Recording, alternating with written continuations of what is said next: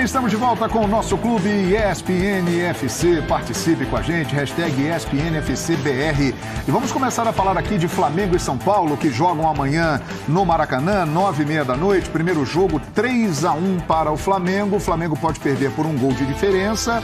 Se o São Paulo vencer por 2 gols de diferença, a decisão irá para os pênaltis. Se vencer por 3 gols ou mais, estará classificado. E o Flamengo voltará amanhã ao Maracanã com o time considerado o principal, a força máxima, o time das Copas. Será a 8ª vez que o Flamengo entrará em campo com essa formação. Até agora, 6 vitórias e 1 empate. Qual é a formação? Deve ser essa aqui: Santos, Rodinei, Davi Luiz, Léo Pereira e Felipe Luiz. Thiago Maia, João Gomes, Everton Ribeiro e Arrascaeta. Pedro e Gabigol, que estão aí há um tempo, principalmente o Gabriel, não jogou no meio de semana, não jogou no final de semana. Eles vêm aí de um tempo de descanso, ou seja, o Flamengo vai com o time considerado o principalzinho para o jogo de amanhã. E assim, é o que se espera, porque o Dorival, ele nitidamente, né, deixou bem claro isso, que ele precisa de todo o elenco bem. Ele criou esse sistema do time alternativo, que é muito bom. Por isso o Flamengo está na frente aí, ainda sonhando com o título brasileiro, mesmo um pouquinho mais distante.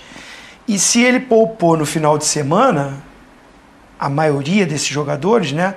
O Everton Ribeiro começou jogando, depois saiu, o Arrascaeta entrou mais no segundo tempo, Pedro e Gabigol nem foram, né? Estavam suspensos, mas deixou Felipe Luiz de fora, jogou Léo Pereira e Davi Luiz porque não tinham jogado contra o Vélez, então a minutagem diminuiu. Acredito que eles devam jogar assim também contra o São Paulo e encarar com muita seriedade o jogo. O Rogério Ceni fez a mesma coisa, e o Rogério Ceni em desvantagem, mas o Rogério Ceni foi muito feliz. Se eu tenho 5%, 10%, 20%, eu vou acreditar e vou até o final. No Campeonato Brasileiro não tem chance de ser campeão, mas na Copa do Brasil, um título que o São Paulo não tem, o Rogério Ceni optou por, num clássico tão importante quanto o Corinthians, poupar. Colocou mais no segundo tempo. Então o Dorival também está no mesmo caminho. Tem uma boa vantagem, não está garantida, porque contra o Vélez, que a vantagem era enorme, né? Eu estava lá com o Calçade. Ele teve essa atitude, manteve o time principal, o time A, na Libertadores. Então ele vai com força máxima, respeitando o jogo e principalmente o bom time do São Paulo. Assim, expectativa de um jogaço, porque tá todo mundo descansado e visando essa partida. E o Dorival, na sua gestão de grupo, até pelo aquilo que ele combinou com os seus atletas, ele mantém isso. Pois é, e aí, Calçade? Olha, eu vejo assim, a atitude do Rogério Ceni correta, perfeita. Eu acho que se desistir e passar isso, você senta ali numa coletiva e diz: isso aqui já era. Você não pode ser treinador de São Paulo e de clube nenhum. Algum treinador que senta numa coletiva e diz que já acabou. Eu sei que é difícil e sei que quando você toma um 4-0, não é o caso, mas um 4-5, aí o discurso começa a ficar, né? Você parece louco, você falando o contrário. Mas você joga aí pela dignidade.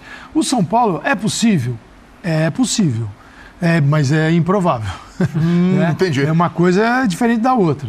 Agora, no futebol, o Zinho passou por a vida dele todinha por questões assim, de jogos em que para muita gente era impossível, era improvável, o jogo já estava liquidado e ele saiu com a vitória dentro de campo. Então, assim, não se pode, minha visão, passar para os jogadores esse tipo de crença de que já era, hein? Vamos lá, vamos jogar, não vamos apanhar de muito. Acho que o São Paulo tem uma chance que é minúscula, mas é a chance que o futebol te dá. Esse negócio de futebol é complicado, né? Às vezes ele te engana. Não é só a Libertadores que é o futebol é traiçoeiro. Então, cara, você tem que acreditar. No Brasil, o que é, João? É maquiavélico. Maquiavélico.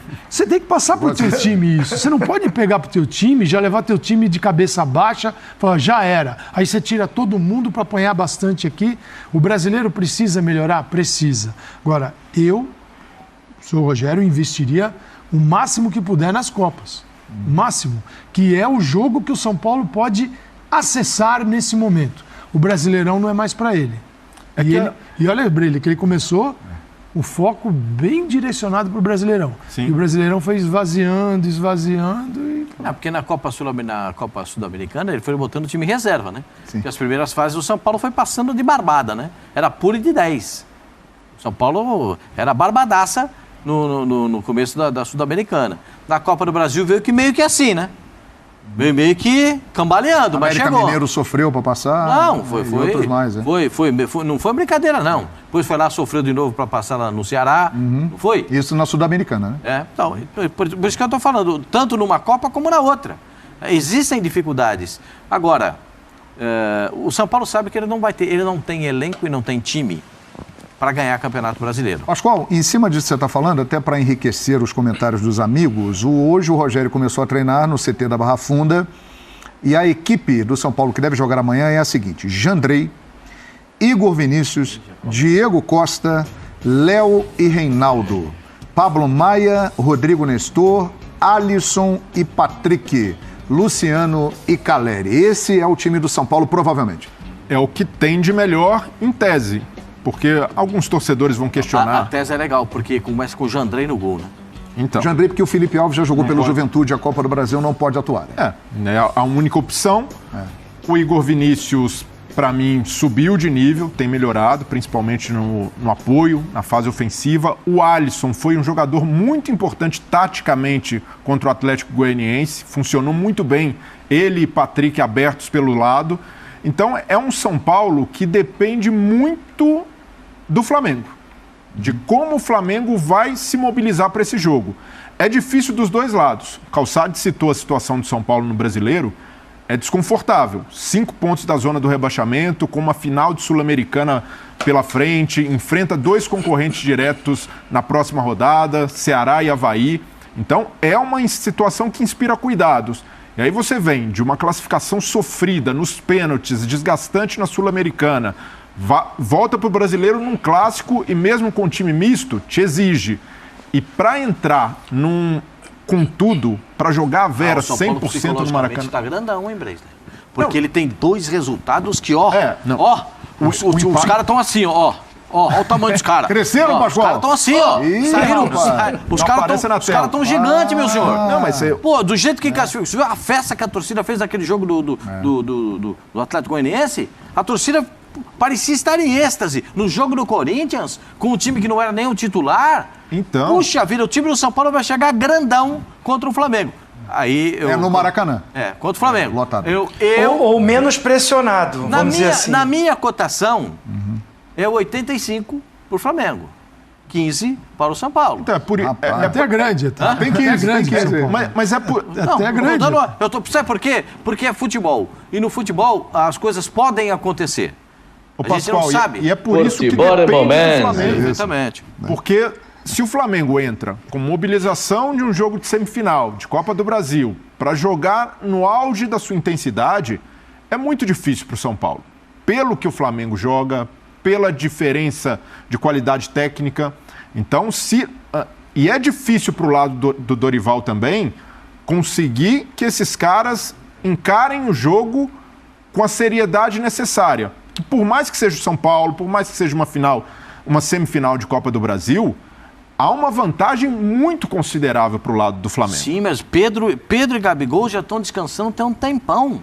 Sim. Os caras estão confortáveis. O Gabigol jogou a última vez há 10 dias, Pascoal. O Everton Ribeiro saiu de campo contra o Goiás, vendo a imagem dele, preocupante. Né? Ele passou mal na concentração, teve uma indisposição. O santo debochado, o Arrascaeta, está com uma dor no pubis. A gente não sabe se ele vai ter suporte para 30, para 25, para 40 minutos. Aí sim o Dorival pode agir, né, pensando objetivamente na situação do jogador. Aí é hora de agir com a vantagem que ele tem. Tem uma vantagem no primeiro jogo, passei para o meu time as mensagens de que isso é muito sério, tanto que vão os titulares. Agora, Arrascaeta, forçá-lo desde o início, vale a pena ou pode complicar um pouquinho a vida do Arrascaeta? Porque é o seguinte, ele tem que pensar em decisão de Copa do Brasil, que ele pode passar, tem tudo para passar, e tem decisão de Libertadores da América. Eu olharia lá na frente, a decisão da Libertadores, e venho aqui alternando as escalações do jeito que ele acha que deve fazer. Antes da decisão da Libertadores, se passar amanhã, 12 e 19 de outubro, finais da Copa do Brasil. E o Arrascaeta tem seleção do Uruguai ainda, meu senhor. E domingo tem Fla-Flu, pelo brasileiro decisivo. Que aí é outra conversa. Como é que o Flamengo vai falar Fla-Flu legal, mas não tô nem aí, ou vai encarar o Fla-Flu? E se você falar isso, tem um rapaz que quer tocar o hino do Palmeiras aqui na segunda-feira. Ah, tem. Ele tá louco pra tocar o hino segunda-feira, tem entendeu? isso, hein? Ele tá acelerado pra isso aí. Tem um rapaz aí que tá acelerado. Mas eu tô tentando, né? Tô fazendo Aliás, reunião o assunto tá sério, Pascoal. Existem reuniões que estão sendo... E agora a última determinação é a seguinte, Pascoal. Atualização do caso hino do Palmeiras. Ai, Jesus! Se o Palmeiras ganhar do Santos... e houver um empate entre Flamengo e Fluminense, toca o hino segunda.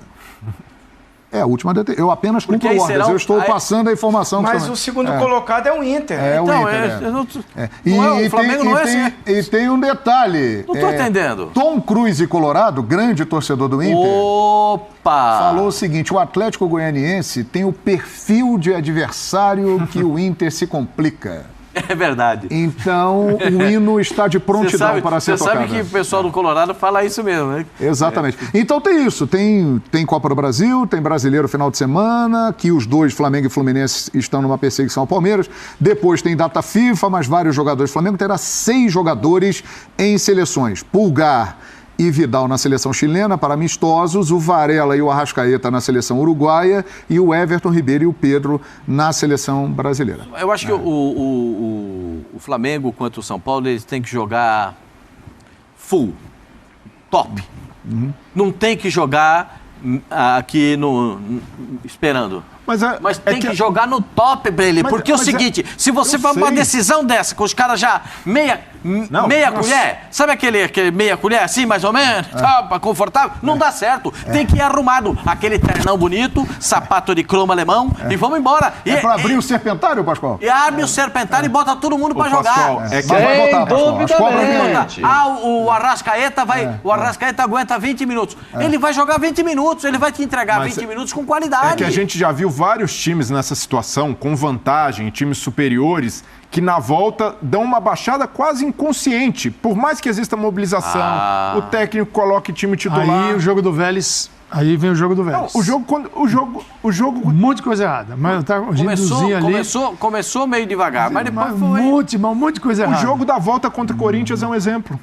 O Flamengo constrói essa vantagem, mas passa susto, não consegue dominar, tem dificuldade para esse controle. Eu acho difícil para o São Paulo. 85-15, acho difícil.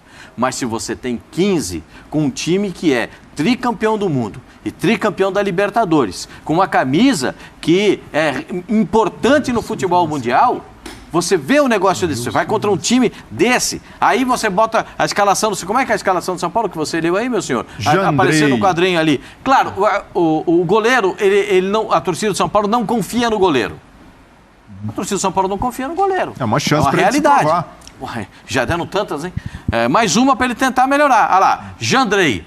Vai jogar só a cavalaria, vai jogar só a infantaria, vai jogar só os caras, só o Pablo Maia, Nestor, Reinaldo, Léo, Diego Costa, Igor Vinícius, Jandrei, Patrick, o Patricão tá jogando muito. O Alisson fez uma partida sensacional contra o Atlético Goianiense e o Luciano vê se engata uma terceira, meu senhor? Você falou Patrick, aí o Zinho fez assim lá, o que foi, Zinho? Patrick é bom jogador, Zinho. O que foi, Tetra? Não. Eu não sei se o Rogério vai com essa formatação aí, não. 4-4-2. Tá bem solto, com né? Pedro e Gabigol na frente. Eu não sei se ele não coloca um terceiro zagueiro, não, hein? Bota um Miranda? Solta os 2 alas. Aí vai sobrar para um do... Miranda ali com os 2 zagueiros, 3 zagueiros. Aí o Reinaldo batendo no Rodinei. Né? O Igor Vinícius batendo lá mais na frente, né? Ali no Felipe Luiz. Aí faz o embate no meio ali, 3 contra 3, né? Eu acho que assim, eu acho, na minha opinião, que como o Flamengo joga com 2 atacantes por dentro, o Gabigol se movimenta muito, mas o Rogério não vai dar essa chance. Aí ele prefere soltar o lado do campo, ter Calleri e Luciano ali. E eu acho que o Patrick também jogando o Patrick. Ele pode abrir mão ali de ou Nestor, ou Pablo Maia, não sei.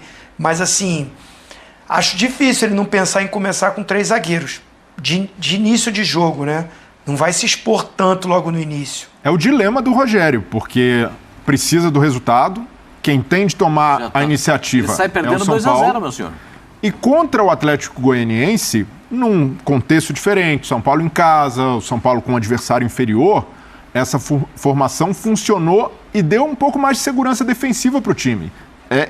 Parece contraditório abrir mão de 3 zagueiros e ter mais segurança, mas o fato de ter 2 jogadores que dão suporte nas laterais ajuda a equilibrar o meio-campo de São Paulo, porque o Patrick volta o tempo inteiro, recompõe. O Alisson, embora seja um atacante de origem, aprendeu desde o Grêmio a fazer, a voltar, a cobrir lateral. Então pode ser uma formação, eu não descartaria pensar nessa formação, e eu nem vejo 3 zagueiros como uma formação defensiva. O Rogério consegue ser propositivo, atacar, mesmo jogando com 3 zagueiros. Mas pelo funcionamento desse time contra o Atlético Goianiense e o São Paulo tendo a obrigação de tomar iniciativa, pode ser algo para surpreender até o Dorival, o Rogério usar essa escalação. É interessante. Os 2, Flamengo e São Paulo, já estão garantidos nas finais das principais competições da América do Sul, né? São Paulo, no dia 1º de outubro, em Córdoba, jogará contra o Independiente Del Valle a final da Copa Sul-Americana. Flamengo, no dia 29 de outubro, em Guayaquil, enfrentará o Atlético Paranaense. Ou seja, eles podem chegar a mais uma final de Copa. Copa do Brasil, que o Flamengo tem 3 títulos e o São Paulo até hoje não conquistou, né? É o único espaço vazio da imensa sala de troféus do Morumbi. Ali não tem a Copa do Brasil. Também tem isso nesse jogo. São times que estão muito bem nas Copas continentais e têm a chance de chegar à final da grande competição nacional em termos de Copas, Calçadinho. Eu acho raro no futebol brasileiro, gente, isso é raro.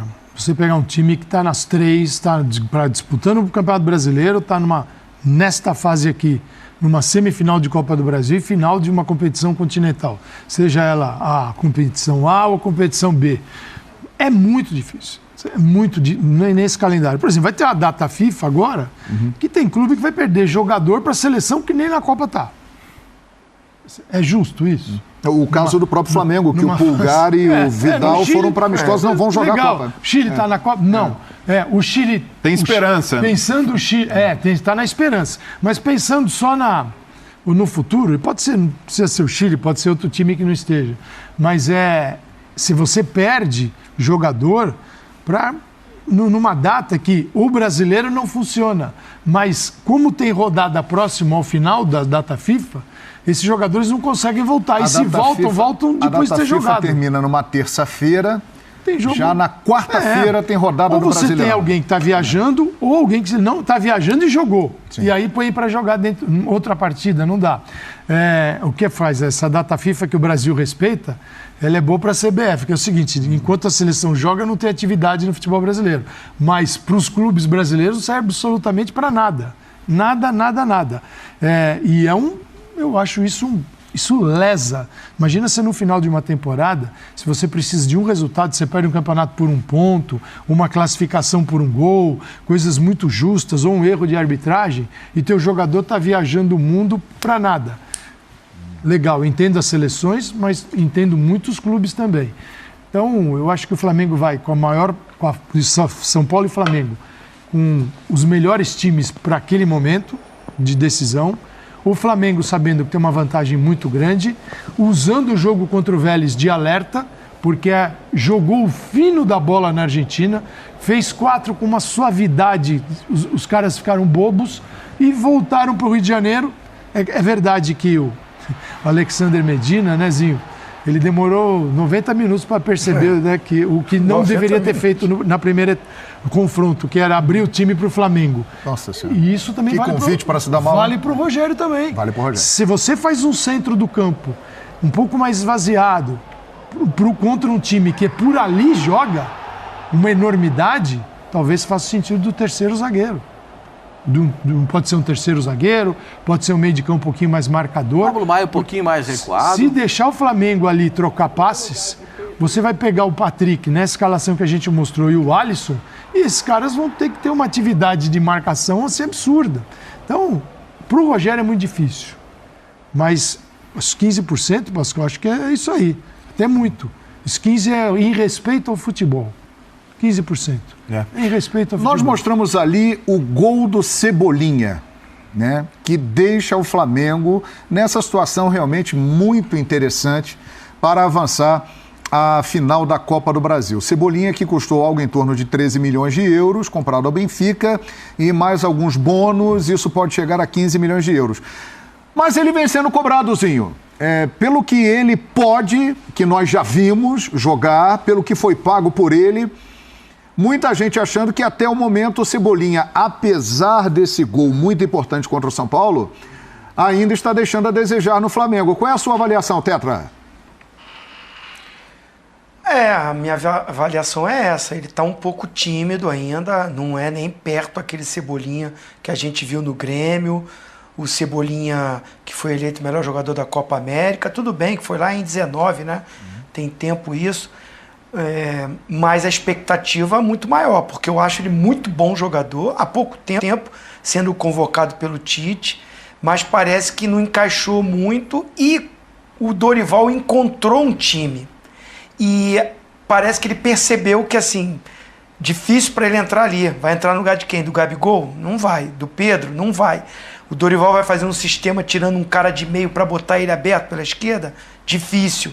Então ele ficou para o time alternativo. Não sei se ele sentiu um pouco isso. A adaptação não foi a melhor. E a arquibancada, o que ele percebe da arquibancada, para ele, que tá parecendo que está um pouco tímido, está influenciando. Eu acho ele muito bom jogador, importantíssimo tê-lo no elenco, no grupo. É um cara que pode fazer uma diferença. O jogo está muito fechado, está difícil entrar pelo meio. O Dorival tem feito um jogo mais central, de mais construção do que de amplitude e velocidade. Quem dá essa amplitude é o Rodinei pelo lado direito. Quem está saindo até mais pelo lado esquerdo não é nem o Felipe Luiz, é o João Gomes. Porque o Thiago Maia fica como primeiro.